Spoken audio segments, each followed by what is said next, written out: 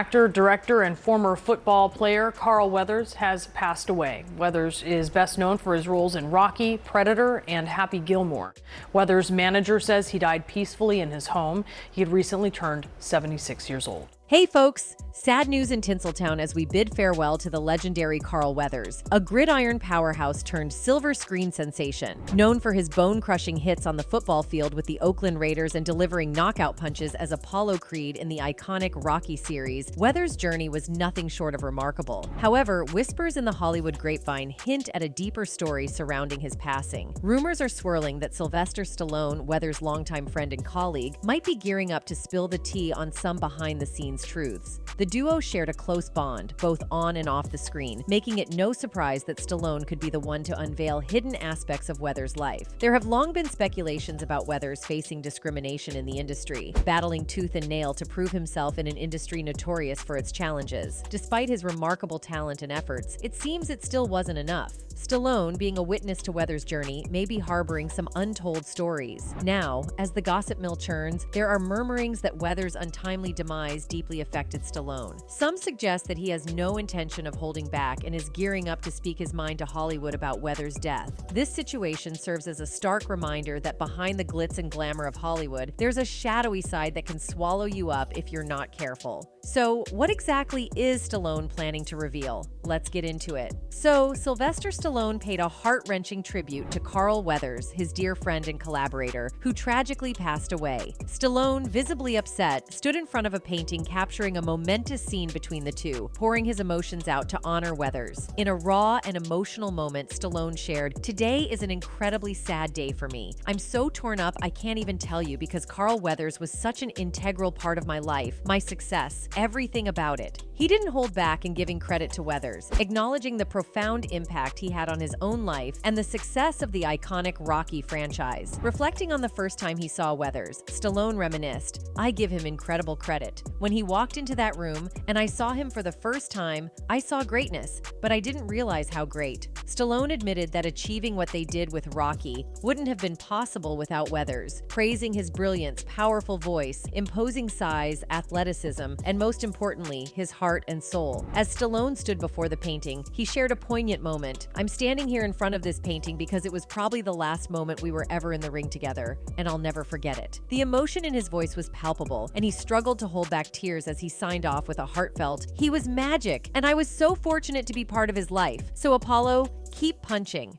Carl Weathers was such an integral part of my life, my success, everything about it. I give him incredible credit and kudos. It's a touching tribute that gives us a glimpse into the profound impact Carl Weathers had on Stallone's life, both professionally and personally. Man, watching Stallone almost break down while paying tribute to his buddy Weathers was absolutely gut-wrenching. It got a lot of fans thinking there might be more to the story of Weathers' passing, something Stallone might need to get off his chest. Stallone spilled some tea on the discrimination Weathers faced, especially when it came to the Rocky series. It's wild to think that Weathers wasn't even on the radar for the role of Apollo Creed initially. But here's the kicker, he only landed the part because Stallone pushed for him. Imagine if Sly hadn't fought for Carl, we might have missed out on one of the most iconic characters in movie history. So how did our man Carl win the part if the studio wasn't vibing with him? Here's the kicker, he straight up insulted Sylvester Stallone during their reading of the script. Yep, you heard it right. Weathers dropped a comment that was so Apollo Creed-esque that Stallone couldn't ignore it. In an interview with The Hollywood Reporter, Stallone spilled the beans, saying Weathers' remark felt so authentic to the character that he just had to cast him.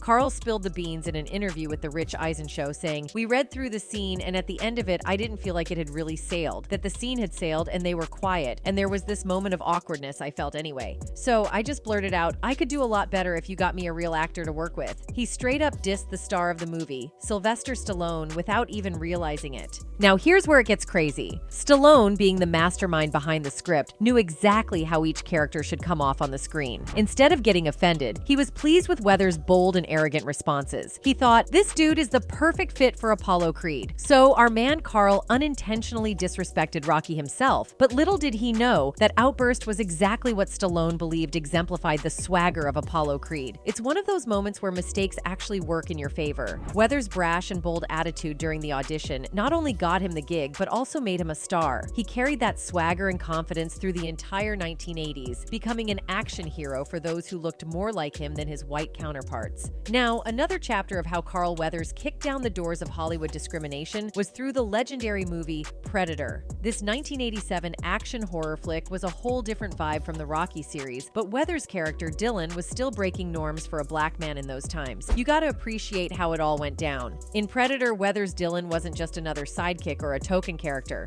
Nope, he was on the same level as the big man himself, Arnold Schwarzenegger's Dutch. Picture this, Dylan and Dutch's greeting was basically the most testosterone-filled handshake in cinema history. That moment, which is now a meme sensation, was more than just a cool visual. It was a powerful statement, especially considering the late 1980s Hollywood scene. You son of a bitch! Let's put it into perspective. Schwarzenegger was the absolute king of the movie world back then, a former Mr. Universe, or as Weathers cheekily dubbed him on The Tonight Show starring Johnny Carson in 1988, Mr. Everything. And here's the kicker, Arnie rarely, if ever, found his match on screen. I mean, the dude lifted a tree trunk and carried it like a bag of groceries in Commando. But then came Predator, and director John McTiernan flipped the script. Weathers' character in Predator, Dylan, wasn't just there to play second fiddle. He got the same respect typically reserved for the action figure Schwarzenegger usually played. Even when Dylan loses the levitated arm wrestling match in that famous scene, the implication is that it's only because his new CIA desk job softened him up a little. It was like a cinematic revolution, breaking stereotypes and giving Weathers the spotlight he rightfully deserved. Predator turned into a game changer, proving that Weathers could stand toe-to-toe with the biggest star on the planet, both on and off screen. Now, Carl Weathers was not just a Hollywood legend, but a supportive friend and mentor to those in the industry. Gina Carano, the former Mandalorian badass, took to Instagram to spill the beans on her fellow Star Wars co-star, Carl Weathers. Now, if you've been keeping tabs on the Star Wars drama, you'd know Gina Carano got the boot from The Mandalorian after stirring the pot with some controversial comments back in February 2021. The powers that be decided not to bring her back for the third season or any other Star Wars spin-offs. But here's the plot twist. Carl Weathers, who played Greef Karga and directed 9 episodes of The Mandalorian, apparently reached out to Gina after she got the axe. Gina spilled the tea on Instagram, sharing that Weathers called me directly after I was fired. According to Gina, Weathers went full-on supportive mode. He called her up right after she got the boot, offering gentle words of encouragement and basically being the emotional anchor she needed in those tough times. Carano spilled, he was gentle and encouraging and didn't want me to give up. He was letting me know that he wasn't throwing me away. He was trying to keep my hope alive in what seemed like quite a hopeless scenario. He showed me he cared. That is who he was. But wait, it gets even better. She spilled the tea on their tight bond during The Mandalorian Season 1 and 2, revealing that Jon Favreau thought Weathers would be the perfect mentor for her. Favreau, the mastermind behind the show, even had Weathers direct Gina's first episode in Season 2.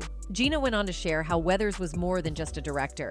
He was a mentor on and off set. He had this calming vibe, putting both his arms on her shoulders and looking her straight in the eyes to calm her spirit. Now, here's the kicker. Despite all this remarkable talent and supportive behavior, there's this lingering question in some folks' minds. They're scratching their heads, wondering why Carl Weathers didn't skyrocket to the same level of fame as the legendary Denzel Washington. I mean, think about it. Weathers had the perfect launchpad with Rocky. He was good-looking, and charisma practically oozed out of him. But for some reason, he didn't quite hit that top-tier status. Now, the debate is getting real. People are arguing that Denzel Washington is just a more skilled performer, hands down. One of the key points thrown in the mix is that Washington has hit the stage, putting in that raw, hardcore work as a performer that Weathers seemingly missed out on. And you know what? It shows. Then there's this talk about Denzel being a more appealing dude. I mean, let's be real, Denzel Washington had this broad appeal that attracted a massive fan base, especially among the ladies. No disrespect to Weathers, who's also a heartthrob, but some are arguing it's just not not a fair competition between the two. And oh, there's the elephant in the room.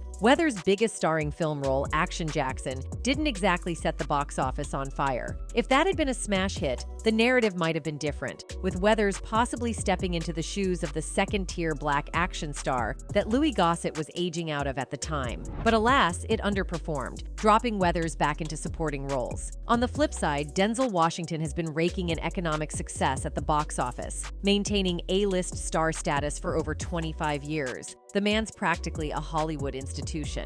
Also, Carl did snag leading roles in the early 90s with syndication series like Street Justice, and stepped in as the replacement for the ailing Howard Rollins on In the Heat of the Night. But here's the kicker: neither of these gigs turned out to be the long-term TV love affair everyone was hoping for. And then, fast forward to the later part of his career, Weathers tried his hand at supporting roles in the sci-fi series Colony and the legal drama Chicago Justice. But, and it's a big but, these didn't exactly give his career the boost it needed, especially considering they came decades after Weathers hit his peak popularity. Now, let's compare this to Denzel Washington's TV game. The man's main television stint was nearly 4 decades ago in the hospital drama St. Elsewhere. And here's the jaw-dropper: he never really made a full-fledged return to TV, except for occasional appearances in awards programs and some smooth narration work. So it's like comparing apples and oranges in the TV world for these two. Weathers took on a variety of roles, but the longevity and major success in the television realm didn't quite mirror his big screen triumphs. Meanwhile, Denzel dipped his toes in TV waters back in the day and pretty much stayed true to his movie star status without going all in on the small screen. Now, some folks argue that maybe Weathers arrived on the scene a tad too early. Back in the 70s and 80s, opportunities for African-American actors to headline star vehicles were kinda scarce. I mean, Denzel Washington really hit his stride towards the end of the 80s. Apart from Billy D. Williams, there wasn't a huge African-American movie star in that era. Even James Earl Jones, though respected, wasn't quite the big star. The exceptions might be Sidney Poitier, who snagged an Academy Award almost 2 decades earlier, but found himself in low-budget comedies by the 70s. Richard Pryor faced a similar predicament, and it was Eddie Murphy who finally broke the curse, proving that a diverse actor could carry a movie at the box office, especially in comedies. Now, here's where the Hollywood twist comes in. Comedies are generally way less expensive to produce than action films, and Murphy was already a big name from Saturday Night Live, so producers saw him as a lower financial risk. Hollywood being Hollywood, right? So despite Weathers' incredible talent, it's unfortunate that he was kinda an underrated actor in that era. But hey, let's not get bogged down by the downsides, because Carl Weathers truly owned his space and left an unforgettable legacy before his untimely passing. Now buckle up as we take a deep dive into his life and career, and I promise you, this man's journey is nothing short of extraordinary. Born on January 14th, 1948 in New Orleans, Louisiana, Weathers had a humble upbringing with his father working as a day laborer. By 8th grade, he had already earned an athletic scholarship to St. Augustine High School, showcasing his versatility in sports such as boxing, football, gymnastics, judo, soccer, and wrestling. He even graduated proudly from Long Beach Poly High School in '66, where he excelled as a defensive end on the football field. Weathers started his college journey at Long Beach City College in 1966, but a pesky ankle injury sidelined him for the year. Despite the setback, he transferred to San Diego State University, becoming a standout letterman for the San Diego State Aztec in '68 and '69. Under the guidance of legendary head coach Don Coryell, Weathers and his team achieved a remarkable 11-0 record, winning the 1969 Pasadena Bowl and securing a number 18 ranking in the final UPI poll. While thriving in football, Weathers harbored a passion for acting that dated back to his grade school days. At San Diego State, he pursued this interest and earned a master's degree in theater art. This dual focus on football and acting set the stage for his future success in Hollywood. In 1970, Weathers, having gone undrafted, signed with the Oakland Raiders in the NFL. Transitioning from a defensive end to a linebacker, he played in 7 games for the Raiders, contributing to their AFC West Division title and their appearance in the inaugural AFC Championship game.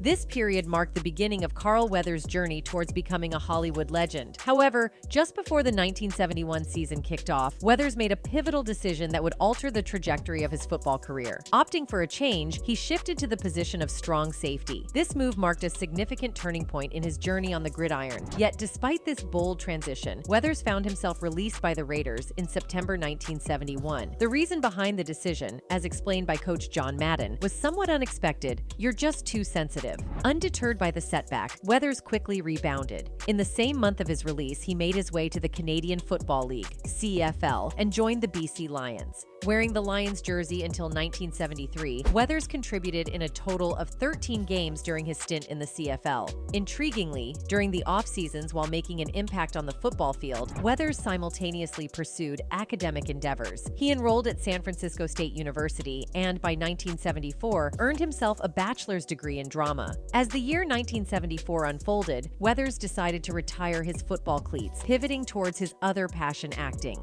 Little did he know that this shift would lead him straight to Hollywood stardom. Reflecting on his football career, Weathers accumulated 8 games over 2 NFL seasons, although he didn't amass any notable statistics. In the CFL, his contributions included a single fumble recovery. As time marched on, Weathers remained connected to the world of football. Notably, he took on the role of narrating NFL film season recaps for the years 1999, 2000, and 2001. In a delightful twist, he made a noteworthy appearance on NFL Network's pre-draft coverage during the 2017 NFL Draft, showcasing his enduring connection to the sport that played a significant role in shaping his earlier years. Carl Weathers didn't just confine his talents to the football field, he was also making waves in Hollywood. Starting as an extra, he juggled football games with movie sets before swiftly moving into more prominent roles. His friend Arthur Marks, who directed 2 blaxploitation films, Bucktown, 1975, and Friday Foster, 1975, played a pivotal role in putting Weathers on the cinematic map. Weathers also made noteworthy appearances on television, including a 1975 episode of the sitcom Good Times and a 1975 episode of Kung Fu titled The Brothers Kane. He showcased his acting chops in an episode of Cannon titled The Hero. By 1976, Weathers delved into the crime drama genre, featuring as a loan shark in an episode of Starsky and Hutch and portraying an elusive escaped convict, Jack Hopper, in an episode of Barnaby Jones titled The Bounty Hunter.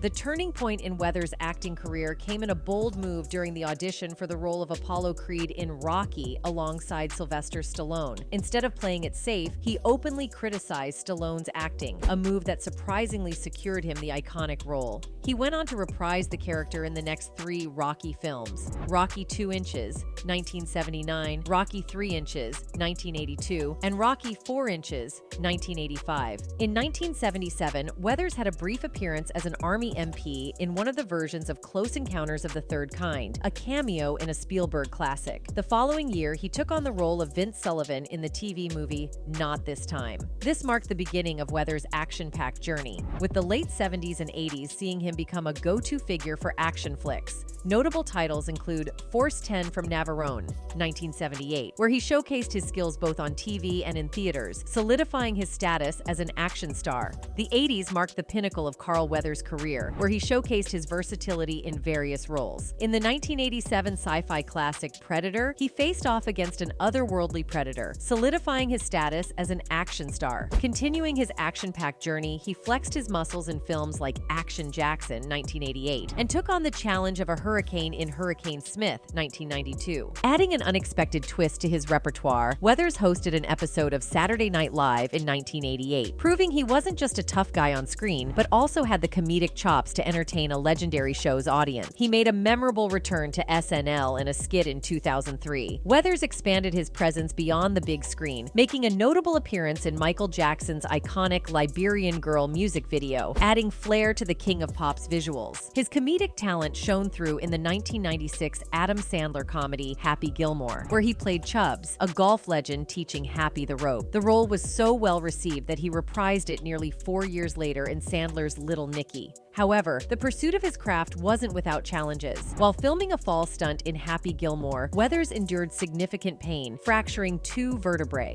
His osteophytes grew out, connected and self-fused in an uncomfortable manner, causing him 3 to 4 years of excruciating pain. Despite the hardships, he persevered. Weathers also made his mark on the small screen, stepping into the role of Sergeant Adam Boudreau on the cop show Street Justice, where he laid down the law with style. Throughout his career, Carl Weathers proved to be more than just a big screen hero, showcasing his acting prowess, comedic skills, and resilience in the face of adversity. But there's more law enforcement action in the cards for Carl Weathers. In the last 2 seasons of In the Heat of the Night, 1992-1994, he assumes the role of Hampton Forbes, making making significant strides as the chief of police after succeeding Bill Gillespie. This move adds another impressive badge to Weathers' TV resume. Additionally, he graces the screen as Mac v. Sog Colonel Brewster in the CBS series Tour of Duty. Fast forward to 2004, and Weathers undergoes a career shift, immersing himself in the world of comedy. This time around, he focuses on bringing laughter to his audience.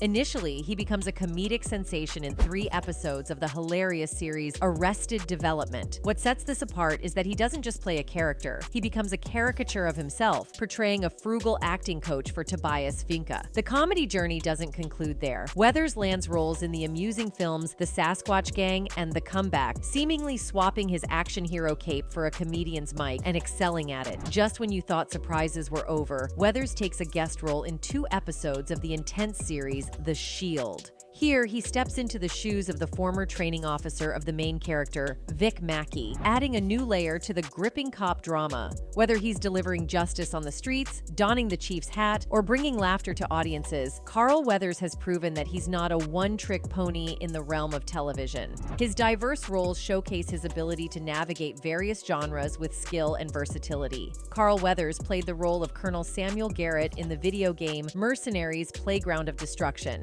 developed by Pandemic Studios. In 2005, he took on the role of a narrator for Conquest: The Price of Victory. Witness the Journey of the Trojans, an 18-part television show focused on USC athletics. Outside of his acting career, Weathers served as a principal at Red Tide Media, a film and video production company specializing in creating tactical training films for the United States Armed Forces. During the finale season of the medical drama series ER in 2008, Weathers made a notable appearance in one of its episodes. Furthermore, he contributed to the Rocky film series, particularly in Rocky Balboa, 2006. Sylvester Stallone, the creator of the series, sought permission from Weathers, Mr. T, and Dolph Lundgren to use footage from their previous appearances in the Rocky films. While Mr. T and Lundgren agreed, Weathers expressed a desire for an actual role in the movie, despite his character having died in Rocky IV. Stallone declined, leading to Weathers withholding permission to use his image for flashbacks. Instead, the filmmakers opted to use footage of a similar-looking fighter. Despite this initial disagreement, Weathers and Stallone eventually reconciled their differences. This reconciliation paved the way for Weathers to allow the use of his footage from previous films in Creed, 2015, a continuation of the Rocky franchise.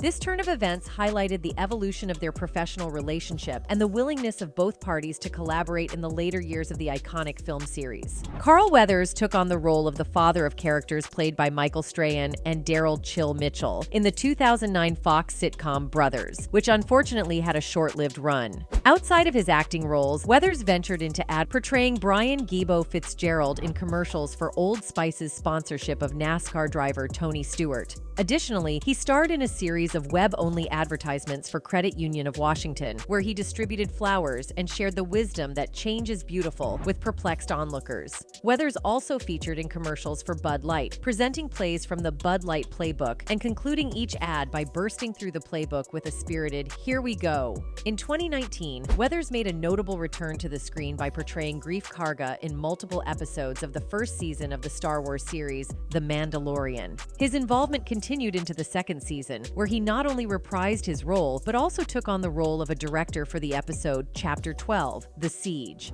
This dual contribution showcased Weathers' versatility within the entertainment industry. He further extended his involvement into the third season, directing the episode Chapter 20, The Foundling. Weathers' standout performance in The Mandalorian earned him an Emmy nomination for Outstanding Guest Actor, underscoring his enduring impact and recognition in the television landscape. On February 1st, 2024, we lost the legendary Carl Weathers, who peacefully passed away in his sleep at the age of 76 in his Los Angeles home. Now, despite facing some serious industry discrimination, this man crafted a legacy that's nothing short of awe-inspiring. It shines a harsh light on the persistent challenges people of color face in Hollywood, a struggle that's been going on for ages and sadly still persists today, impacting numerous actors in the biz. But here's the deal. Even with all the hurdles and biases Hollywood threw at him, Carl Weathers left an indelible mark, showcasing his resilience and undeniable talent. It's like a reminder that no matter how tough the road, true talent will always find its way to shine through. Now, here's a little food for thought. Do you think Sylvester Stallone, Weathers' longtime buddy, has more to spill than he's letting on?